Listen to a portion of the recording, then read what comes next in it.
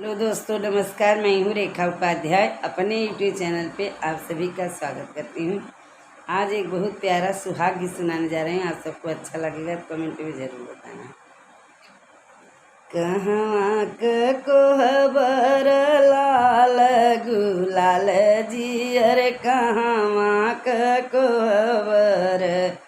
हीरा मोती लाग जी, कहवा को बर हीरा मोती लाग जी, दुअरे कोहबर लाल गुलाल जी, आंगने कोहबर हीरा मोती लाग जी,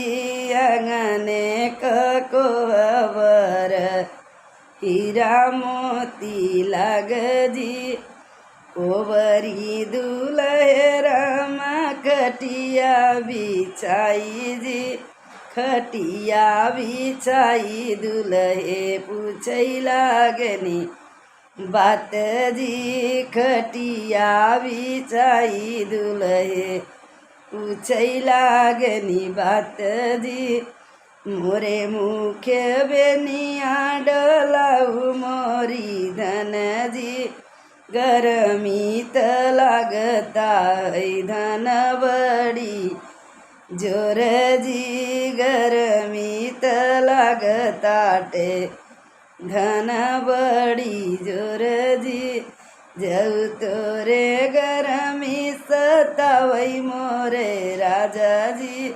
जाई के सोई जाता मैया जी के गोदी जी, जाई के सोई जाता मैया जी के गोदी जी, तोहरी मायरिया रे बड़ी हम दर्दी जी, सारी राती मोरे राजा बेनिया डो लई हैं जी, सारी राती मोरे राजा बेनिया डोलई हैं जी, हमर ही पापा नो कर नाही दिए जी, सारी राती बैठी राजा बेनिया डो लौबई जी, सारी राती बैठी राजा बेनिया डो लौबई जी, इतनी बचन जब सुनले दुल्हे जी, आंगन ओबरी कपलंगा वो सरवा भी छावई जी, ओबरी कपलंगा भी ओ सरवई भी छावई जी, माई ओन करी हंसी पूछई बऊजी भी हंसी जी, काही बदे मोरे देवराज खटिया बिछाय जी, काही बदे दुअरे देवरा खटिया बिछाय जी, काऊ कहूँ भौजी लजिया लागत जी,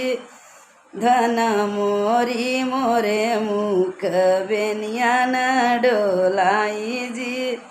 धन मोर मोरे मुख बेनिया न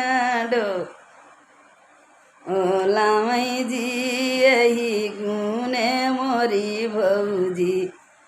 ई दुअरे बिछाए जी, यही गुने मोरी भौजी दुअरे बिछाए जी, छोड़ी देऊ मोरे देवरा ऋषिया क बात जी, आजू हई देवरा सुहाग वाली रात जी,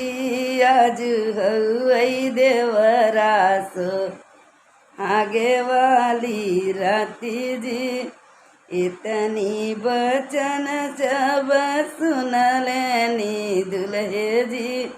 मने मने दुल्हे जे लागई मुसु काई जी, मन मन दुल्हे गेनी मुस्काई जी ऐसा ना भौजी हो सबके उपाई जी जे नदी धनिया से दिलवा में लाई जी जे नदी धनिया से दिलवा मिलाई जी